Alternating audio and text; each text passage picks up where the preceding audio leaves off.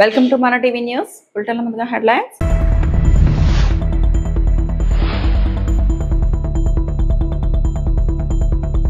DSC scam పై CBI విచారణ జరపాలి. మాజీ సీఎం వైఎస్ జగన్.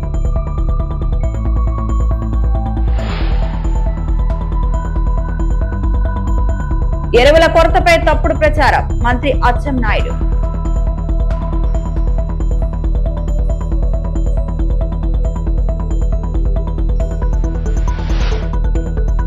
వైఎస్ఆర్సీపీ అభిమాని వర్షితారెడ్డి వివాహ రిసెప్షన్ కు హాజరైన వైఎస్ జగన్.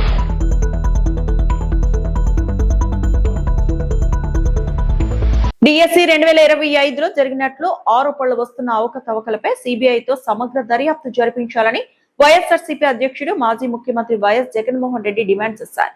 డిఎస్సి అంశాన్ని పక్కదారి పట్టించేందుకే గ్రూప్ 1 పరీక్షల అంశాన్ని తెరపైకి తీసుకొచ్చారని ఆయన ఆరోపించారు. 2018లో ఏపీపీఎస్సీ నిర్వహించిన గ్రూప్ 1 పరీక్షలు కోర్టు ఆదేశాలకు అనుగుణంగా పారదర్శకంగా జరిగాయని వైఎస్ జగన్ స్పష్టం చేశారు. అయితే డిఎస్సి ప్రశ్న పత్రం తయారీ నుంచి నియామకాల వరకు పలు అంశాల్లో అవకతవకలు జరిగాయనే ఆరోపణలు ఉన్నాయని, వీటిపై సిబిఐ విచారణ అవసరమని అన్నారు. స్పోర్ట్స్ కోటా నియామకాల్లోనూ అనుమానాలు ఉన్నాయని, ఉద్యోగాల భర్తీపై వచ్చిన ఆరోపణలను పూర్తిగా విచారించాలని డిమాండ్ చేశారు. గ్రూప్ 1 అంశాన్ని రాజకీయంగా తెరపైకి తీసుకురావడం వల్ల 163 మంది ఉన్నత స్థాయి అధికారుల భవిష్యత్తు ప్రశ్నార్థకంగా మారుతుందని వైఎస్ జగన్ ఆవేదన వ్యక్తం చేశారు. గ్రూప్ 1 పరీక్షల మూల్యాంకనం సీసీ కెమెరాల పర్యవేక్షణలో బార్కోడ్ మరియు జంబ్లింగ్ విధానంలో నిర్వహించామని, మార్కుల తారుమారుకు అవకాశం లేదని తెలిపారు. డిఎస్సి వ్యవహారంపై సిబిఐ దర్యాప్తు పరిధిని విస్తరించాలని, విద్యాశాఖ మంత్రి రాజీనామా చేయాలని వైఎస్ జగన్ డిమాండ్ చేశారు. Write DSC exam on the ground of sports quota. People are given jobs without even having to qualify, without even having to write an exam. This is the biggest scam of this century. Never in the history of this country, or probably never in the history of this state, a candidate has been given a teacher post without even having to write an exam, a DSC exam. This is first time in the history. And worse off, he not only recruits 372 people on this ground, the people who are giving the certificates, issuing the certificates, like Softball Association chairman, is none other than Telugudesam Party MLA. He is the one who ratifies and gives certificates. Another person is Judo Association chairman, who happens to be Nara Lokesh's education minister's very close relative, who is also Visakhapatnam MP, who is Judo Association chairman. These people ratify the certificates and issue the certificates. And what are these certificates? These certificates are participation certificates. Forget about any medals. None of them need to get any medals. All what they need to do is participate. Alone is the criteria. And who is to ratify whether these people have participated or not? None other than TDP MLAs and TDP MP, who were the association chairmen. And where these sports are conducted? Inter-college. Now on this ground, without even having to write an exam, without even writing an exam, DSC exam, 372 jobs were put in place, were placed. After placing the jobs, that is GO number 4 and GO number 47. Huh? 47. GO number 4 and GO number 47 were issued. Now, after recruitment of these 372 people, then he once again closes the gates. చర్యలు తీసుకుంటుందని వ్యవసాయ శాఖ మంత్రి అచ్చెన్నాయుడు తెలిపారు. Assembly ప్రశ్నోత్తరాల సమయంలో సభ్యులు అడిగిన ప్రశ్నలకు సమాధానమిస్తూ యూరియా లభ్యతపై వైఎస్ఆర్సీపీ తప్పుడు ప్రచారం చేస్తుందని ఆయన ఆరోపించారు. ఎరువుల అంశంపై చర్చకు రావాలని వైఎస్ఆర్సీపీకి సవాల్ విసిరారు. అధికంగా ఎరువుల వినియోగాన్ని నియంత్రించేందుకు కూడా ప్రభుత్వం చర్యలు తీసుకుంటుందని మంత్రి తెలిపారు. ఆంధ్రప్రదేశ్ ప్రభుత్వం అభివృద్ధి చేసిన ఓ యాప్ను దేశవ్యాప్తంగా రైతుల ప్రయోజనాల కోసం వినియోగించే అంశాన్ని పరిశీలిస్తున్నట్టు చెప్పారు. యాప్ ప్రారంభ దశలో ఎదురైన సాంకేతిక సమస్యల్లో క్రమంగా గుర్తించి పరిష్కరిస్తున్నామని అచ్చెన్నాయుడు వెల్లడించారు.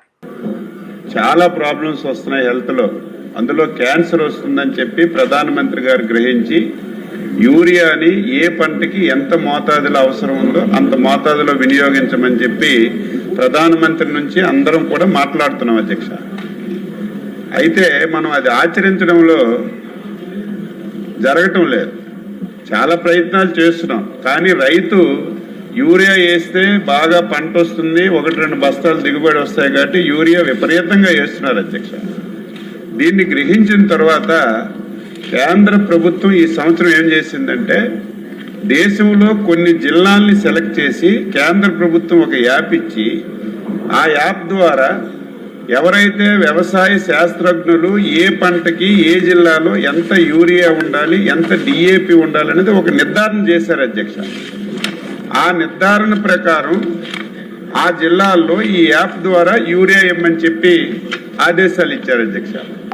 అది మన రాష్ట్రానికి వస్తే కాకినాడ జిల్లా, కృష్ణా జిల్లాల్లో ఈ 2 జిల్లాల్లో పైలట్ ప్రాజెక్టుగా చేయమన్నారు. ఈ 2 జిల్లాలు పైలట్ ప్రాజెక్టుగా ప్రారంభించాం.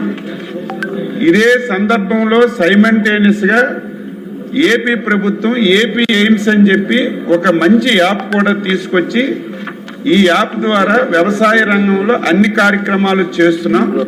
ఇందులో ఈ ఎరువులు కూడా తీసుకొద్దామని చెప్పి సైమల్టేనియస్ గా ఈ యాప్ ద్వారా మిగతా జిల్లాల్లో ఈ కార్యక్రమాన్ని ప్రారంభించాం. ఇప్పుడు సభ్యులందరూ చెప్పారు అధ్యక్ష, అన్ని సభ్యులందరూ చెప్పినవి మొదట్లో వచ్చాయి ప్రాబ్లమ్స్. ఎవరైతే రామకృష్ణారెడ్డి గారు చెప్పారు, అదేవిధంగా పార్థసారథి గారు చెప్పారు, మా బొలిశెట్టి వారు చెప్పారు, ఇవన్నీ మొదట వచ్చాయి. ఈరోజు ఛాలెంజ్ చేస్తున్నాను, మీరు చెప్పినటువంటి ప్రతి ప్రాబ్లము సాల్వ్ చేశాము. మొదటిది ఓటీపీ వచ్చేటప్పుడు రైతు చాలా ఇబ్బంది పడేవాడు. నాకు కూడా 1-2 ఎమ్మెల్యేలు ఫోన్ చేస్తే ఇమీడియట్ గా ఓటీపీ కాకుండా ఎవరైనా రైతు వెళ్ళినా, కౌలు రైతు వెళ్ళినా, ఎవరైనా సరే ఈ దేవాదాయ భూమి చేసుకున్నటువంటి రైతు వెళ్ళినా సరే ఈ ఓటీపీతో ప్రాబ్లం వచ్చేది. ఇమీడియట్ గా దాన్ని మార్చి ఎవరైతే వెళ్ళారో ఏను ముద్ర వేస్తే ఇమీడియట్ గా ఎరువు తీసుకునే అవకాశం ఇచ్చాం. ఒకవేళ ఏను ముద్ర వేస్తే వాళ్ళ పేరు కానీ ఎక్స్టెండ్ కానీ లేకపోతే రైతు సేవా కేంద్రంలో ఒక వ్యక్తికి పెట్టి మొత్తం కార్యక్రమం అంతా చేశాం అధ్యక్ష. చరిత్రలో అధ్యక్ష ఈ సంవత్సరం యాప్ పెట్టిన తర్వాత కౌలు రైతుల అధ్యక్ష 3,20,880 మంది ఓన్లీ కౌలు రైతుల అధ్యక్ష, భూమున్న రైతులు కాదు. ఈ యాప్ పెట్టిన తర్వాత ఈ రాష్ట్రంలో అన్ని జిల్లాల్లో 3,20,880 మంది 23,480 బస్తాలు ఇచ్చిన హామీలను నిలబెట్టుకుంటున్న కూటమి ప్రభుత్వం. అన్నదాత సుఖీభావతో రైతులకు ప్రయోజనం. వైసీపీ హయాంలో రైతులను దగా చేశారంటూ ఎమ్మెల్యే అరిమిల్లి రాధాకృష్ణ విమర్శలు. కూటమి ప్రభుత్వం అధికారంలోకి వచ్చిన తర్వాత సూపర్ 6 హామీల్లో భాగంగా అన్నదాత సుఖీభవ, పీఎం కిసాన్ పథకాలను అమలు చేస్తూ రైతులకు అండగా నిలుస్తోందని తణుకు ఎమ్మెల్యే అరిమిల్లి రాధాకృష్ణ అన్నారు. అసెంబ్లీలో ప్రశ్నోత్తరాల సమయంలో మాట్లాడిన ఎమ్మెల్యే ఇచ్చిన హామీ మేరకు రైతుల ఖాతాల్లో 20,000 చొప్పున జమ చేయడం అభినందనీయమన్నారు. మొదటి విడతగా 7,000 చొప్పున నిధులు జమ చేయడంతో రైతుల ప్రభుత్వానికి కృతజ్ఞతలు తెలుపుతున్నారని చెప్పారు. గత వైసీపీ ప్రభుత్వం 12,500 ఇస్తామని హామీ ఇచ్చి కేవలం 7,500 మాత్రమే అందించిందని ఎమ్మెల్యే విమర్శించారు. రైతులకు దగాకోరు సంక్షేమాన్ని అందించిందని ఆరోపించారు. అయితే అన్నదాత సుఖీభవ నిధుల జమలో పాత రెవెన్యూ డేటా కారణంగా కొత్తగా భూములు కొనుగోలు చేస్తున్న రైతులకు ఇబ్బందులు ఎదురవుతున్నాయని ఎమ్మెల్యే సభ దృష్టికి తీసుకెళ్లారు. పాత డేటా ఆధారంగా నిధులు విడుదల కావడంతో కొత్త భూ యజమానులకు కాకుండా గతంలో ఉన్న రైతుల ఖాతాల్లోనే నిధులు జమ అవుతున్నాయని తెలిపారు. రైతుల సమస్యలు, ఫిర్యాదులను నేరుగా నమోదు చేసుకునేలా ప్రత్యేక యాప్ను అందుబాటులోకి తీసుకురావాలని అరిమిల్లి రాధాకృష్ణ ప్రభుత్వాన్ని కోరారు. ధన్యవాదాలు అధ్యక్ష. ఈరోజు గౌరవ మంత్రివర్యులు అన్నదాత సుఖీభవ పీఎం కిసాన్ పథకం ద్వారా ఈ రాష్ట్రంలో రైతులకు అందుతున్నటువంటి లబ్ధిని తెలియజేయడం చాలా సంతోషం అధ్యక్ష. ముఖ్యంగా కూటమి ప్రభుత్వం ఇచ్చినటువంటి హామీ మేరకు ముఖ్యమంత్రి చంద్రబాబు నాయుడు గారు సూపర్ 6 హామీల్లో భాగంగా అన్నదాత సుఖీభవ పీఎం కిసాన్ పథకం అమల్లో అమలుతో రాష్ట్రంలో రైతాంగం అంతా కూడా పూర్తిగా తమ ఆనందాన్ని వ్యక్తం చేయడం జరుగుతుంది అధ్యక్ష. ఎందుకంటే ఇచ్చినటువంటి హామీని నిలబెట్టుకుంటూ 20,000 రూపాయలు వారి ఖాతాల్లో జమ చేయడం పట్ల వారందరూ కూడా ఈ ప్రభుత్వానికి ధన్యవాదాలు తెలియజేయడం జరుగుతుంది అధ్యక్ష.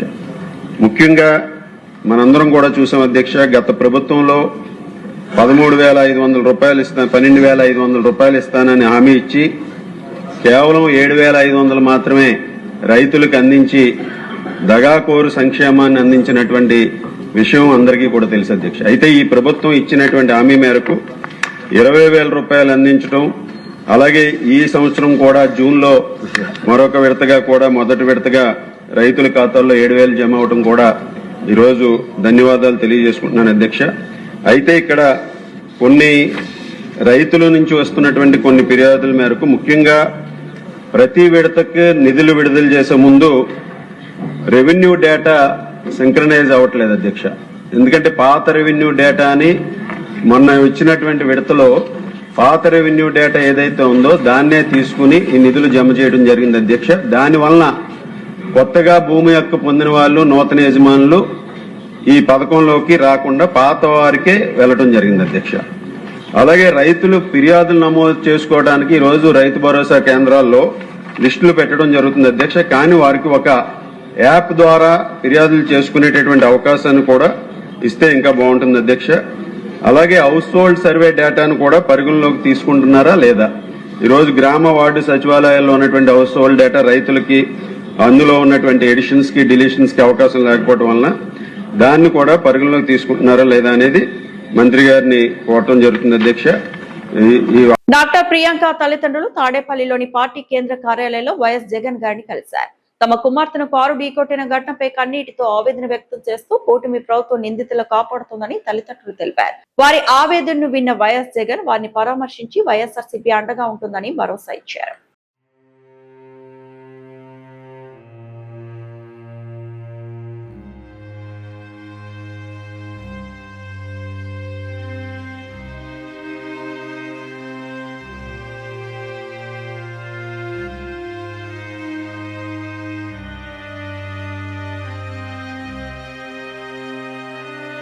తాడిపల్లి వైఎస్ఆర్సీపీ అభిమాని వర్షితారెడ్డి వివాహ రిసెప్షన్ కు హాజరైన వైఎస్ జగన్. పల్నాడు జిల్లా పిడుగురాళ్లకు చెందిన వైఎస్ఆర్సీపీ అభిమాని వర్షితారెడ్డి వివాహ రిసెప్షన్ కు వైఎస్ఆర్ కాంగ్రెస్ పార్టీ అధ్యక్షుడు మాజీ ముఖ్యమంత్రి వైఎస్ జగన్ హాజరయ్యారు. కుంచనపల్లిలోని శ్రీ శ్రీనివాస కన్వెన్షన్ లో జరిగిన వివాహ రిసెప్షన్ లో నూతన వధువరులు వర్షితారెడ్డి, క్రాంతి భాస్కర్ రెడ్డిలకు వివాహ శుభాకాంక్షలు తెలియజేసి నూతన దంపతుల వైవాహిక జీవితం ఆనందంగా సుఖ సంతోషాలతో సాగాలని ఆకాంక్షిస్తూ ఆశీర్వదించారు.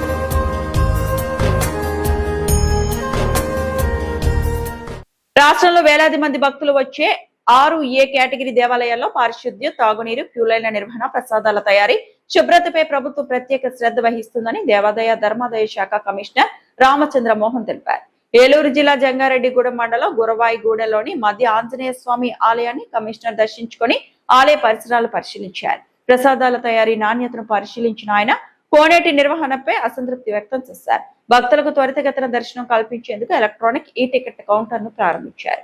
ఈ సందర్భంగా కమిషనర్ మాట్లాడుతూ భక్తులు సులభంగా దర్శనం, ఇతర సేవలకు సంబంధించిన టికెట్లు పొందేలా మనమిత్ర వాట్సాప్ సేవలు, పిఎస్కోలు, ఆన్లైన్ బుకింగ్ సౌకర్యాలను అందుబాటులోకి తీసుకొచ్చామని తెలిపారు. ముఖ్యమంత్రి ఆదేశాల మేరకు క్షేత్రస్థాయిలో పరిశీలన నిర్వహించి ఆలయ అభివృద్ధి పనులకు త్వరితగతిన అనుమతులు మంజూరు చేస్తున్నామని చెప్పారు. కార్తీక మాసంలో భక్తుల రద్దీ పెరిగే అవకాశం ఉన్నందున ఆలయ ప్రాంగణంలో స్థలాభావ సమస్య ఉందని కమిషనర్ పేర్కొన్నారు. ఆలయ విస్తరణకు అవసరమైన భూసేకరణ చర్యలను వేగవంతం చేయాలని ఆలయ ఈవో చంద్రకు సూచించారు.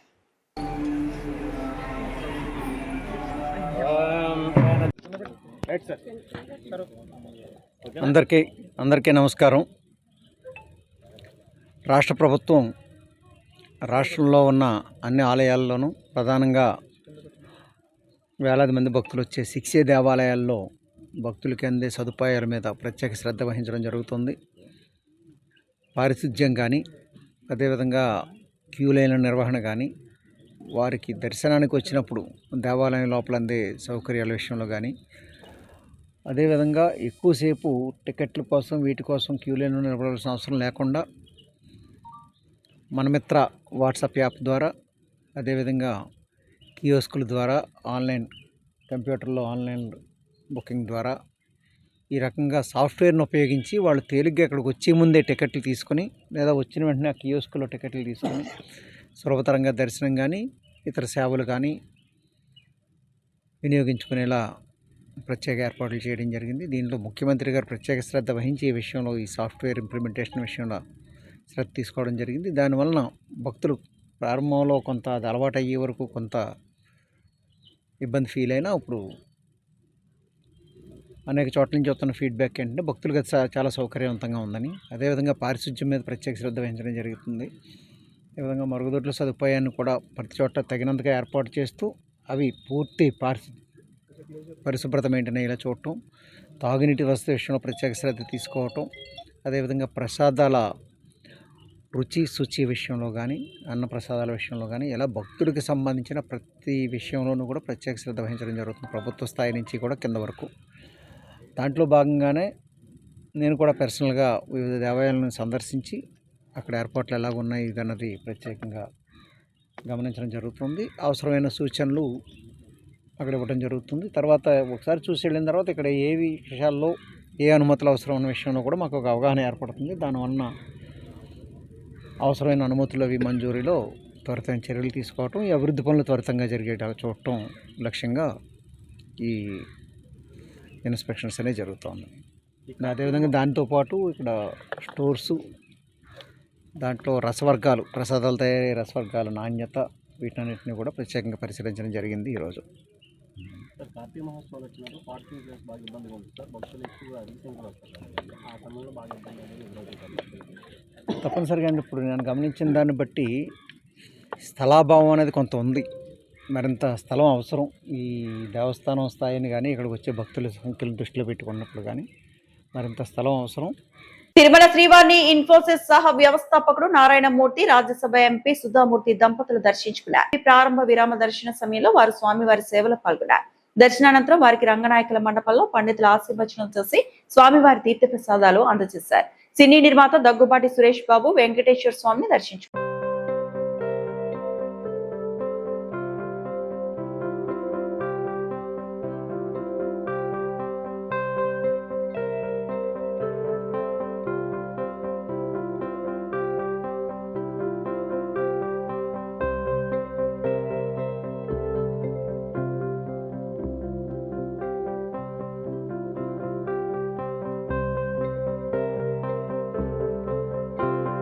పూసపాటిరేగ విలేకరి గోవిందపై దాడి చేసిన వారిని తక్షణమే శిక్షించాలి. విజయనగరం జిల్లా పూసపాటిరేగ విశాలాంధ్ర విలేకరి పి గోవిందపై దాడి చేసిన వారిని తక్షణమే కేసు నమోదు చేసి శిక్షించాలని కోరుతూ Bobbili print and electronic media ప్రతినిధులు, ప్రజా సంఘాల నాయకులు కలిసి గురువారం బొబ్బిలి తహసీల్దార్ కార్యాలయం వద్ద ధర్నా నిర్వహించి పెద్ద ఎత్తున నినాదాలు చేశారు. పత్రికా స్వేచ్ఛపై దాడిని ఖండించారు. నిష్పక్షపాతంగా వార్తలు రాసిన వారిపై దాడులు చేయటమేమిటని ప్రశ్నించారు. వాస్తవాలు రాస్తే దాడులు చేస్తారని ప్రశ్నించారు. అనంతరం తహసీల్దార్ ఎం శ్రీనివాసరావును కలిసి ఆయనకు వినతి పత్రాన్ని అందజేశారు. ఈ కార్యక్రమంలో బొబ్బిలిలోని అన్ని పత్రికల ప్రతినిధులు, ఎలక్ట్రానిక్ మీడియా ప్రతినిధులు, ప్రజా సంఘ నాయకులు, మహిళలు తదితరులు పాల్గొన్నారు. మన గౌరవ తహసీల్దార్ గారి ముందు, ఆ కార్యాలయం ముందు మన జర్నలిస్ట్ మిత్రులంతా కూడా ధర్నా చేయడానికి కారణం మీ అందరికీ తెలుసు. పూసపాటిరేగ విశాలాంధ్ర విలేకరు గోవింద్ గారిని అక్కడ భూస్వామిలో లేదా రియల్ ఎస్టేట్ వ్యాపారంలో ఇంకెవరో తెలియదు కానీ అతనిపై భౌతిక దాడి చేసి హత్యాయత్నానికి పాల్పడ్డారు. ఇలాంటి ఘటనలు ప్రతిరోజు రాష్ట్ర వ్యాప్తంగా జరుగుతున్నాయి, దేశవ్యాప్తంగా కూడా జరుగుతున్నాయి. సందర్భాలు ఏవైనా కూడా జర్నలిస్టుల మీద చాలా భౌతిక దాడి జరుగుతుంది. జర్నలిస్టులు ఏదైనా తప్పు చేసినా లేదా తప్పుడు వార్త రాసినా దానికి సంబంధించి ఖండించుకోవడం కానీ లేదా వివరణ ఇచ్చుకోవడం కానీ లేదా ఇంకా ఎన్నో ఫారమ్స్ ఉన్నాయి. కంప్లైంట్లు ఇవ్వడం కానీ, పోలీస్ రిపోర్ట్కి ఇవ్వచ్చు, సంబంధిత అధికారులకి కంప్లైంట్ చేసి దాన్ని నివృత్తి చేసుకోవచ్చు మేము తప్పు చేయలేదని. అంతేగాని భౌతిక దాడుల ద్వారా కానీ హత్యాయత్నాల ద్వారా కానీ సమస్య సమసిపోదు. జర్నలిజాన్ని నిక్కచ్చిగా స్వేచ్ఛగా వార్తలు రాసే జర్నలిస్టులను బెదిరించో లేదా ఇంకేదో చేసో అడ్డుకోవాలనుకోవడం అనేది పూర్తిగా భ్రమ. అది జరగని పని. నిత్యము ఇలాంటి కార్యకలాపాల మీద నిఘా నేత్రాలు పనిచేస్తూనే ఉంటాయి. అది చిత్తశుద్ధితో ఆత్మశుద్ధితో పనిచేసేటటువంటి జర్నలిస్టులకు మాత్రం ప్రభుత్వ పరంగా అధికారుల పరంగా మాకు సంపూర్ణమైనటువంటి రక్షణ చాలా అవసరం. ఎందుకంటే అవినీతి అక్రమాలు జరిగేటప్పుడు వెలుగులో తెచ్చేటటువంటి ప్రథమ బాధ్యతను మేము స్వీకరించాం. అలాంటి సవాళ్ళతో కూడుకున్నటువంటి వృత్తుల్లో మేము ఉన్నాం కాబట్టి మాకు రక్షణ లేకపోతే ఇంకా అనేక రకాల అవినీతి అక్రమాలను వెలుగుతీసేటటువంటి శక్తి సామర్థ్యాలు కానీ నైతిక సామర్థ్యం కానీ లేదంటే ఆత్మస్థైర్యం కోల్పోయేటటువంటి ప్రమాదం ఉంది. కాబట్టి ఖచ్చితంగా మా జర్నలిస్టులందరికీ మంచిగా పనిచేసే జర్నలిస్టులందరికీ కూడా సంపూర్ణమైన రక్షణ ఉండాలి. చట్టవిరుద్ధంగా వ్యవహరించేటటువంటి అలాంటి దుష్ట శక్తులు అసాంఘిక శక్తులపై కఠినమైన చర్యలు తీసుకుని జర్నలిస్టు కుటుంబాలను ఆదుకోవాలని మేము ఈ సందర్భంగా కోరుతున్నాం. ఎందుకంటే పొరపాటున ఆ జర్నలిస్ట్ అనేవాడు చనిపోయి ప్రాణాలు వదిలితే ఆ కుటుంబం రోడ్డున పడుతుంది. వాళ్ళకి ఎటువంటి రకమైనటువంటి ఆస్తిపాస్తులు కానీ నష్టపరిహారాలు కానీ ఎటువంటిది వెనకొండకపోతే ఆ కుటుంబం ఆ పిల్లలు ఎంతో దుర్భరమైన జీవితాలను అనుభవించాల్సి వస్తుంది. కాబట్టి దయచేసి ప్రభుత్వం ఇక మీదట ఇంకా గట్టి చర్యలు తీసుకోవాలని మేము పదే కోరుతున్నాం. ఎందుకంటే ఆంధ్రప్రదేశ్ మీ సేవ ఈ సేవ కాంట్రాక్ట్ ఉద్యోగులు ఎదుర్కొంటున్న సమస్యలపై వారు ఆవేదన వ్యక్తం చేస్తూ ముఖ్యమంత్రి నారా చంద్రబాబు నాయుడు కొంగుపట్టి యాచిస్తున్నవైన ఉద్యోగ భద్రత మరియు జీవనోపాధి తాము గత అనేక సంవత్సరాలుగా మీ సేవ ఈ సేవ కేంద్రాల్లో కాంట్రాక్ట్ ప్రాతిపదికన ఎంతో కష్టపడి పనిచేస్తున్నామని, కానీ ప్రస్తుతం ఉద్యోగ భద్రత లేక తీవ్రమైన ఆందోళనలో ఉన్నామని వారు వాపోయారు. కుటుంబాల పోషణ నమ్ముకున్న ఉద్యోగం పోతే తమ కుటుంబాలు రోడ్డున పడతాయని, తమ పిల్లల చదువులు మరియు పూట గడవని పరిస్థితులు ఏర్పడతాయని కన్నీరు మున్నీరయ్యారు. ప్రభుత్వానికి విజ్ఞప్తి, తమకు న్యాయం చేసి ఉద్యోగాలను క్రమబద్ధీకరించాలని లేదా ఉద్యోగ భద్రత కల్పించాలని వారు కోరారు. చంద్రబాబు నాయుడుపై నమ్మకం, తమ సంక్షేమాన్ని దృష్టిలో ఉంచుకొని ముఖ్యమంత్రి చంద్రబాబు నాయుడు తమ సమస్యను స్పందించి ఆదుకోవాలని, తమకు న్యాయం జరిగేలా చూడాలని వారు ఆవేదనతో కోరారు. ప్రజలకు చేసే సేవ అదృష్టంగా ఉందని ఎంతో సంతృప్తితో ఉద్యోగాలు చేసేవాళ్ళం. అప్పుడు మాకు ఇచ్చే జీతం 1800. అయినా సరే మేము జీతం తక్కువ అని ఏనాడు అనుకోలే.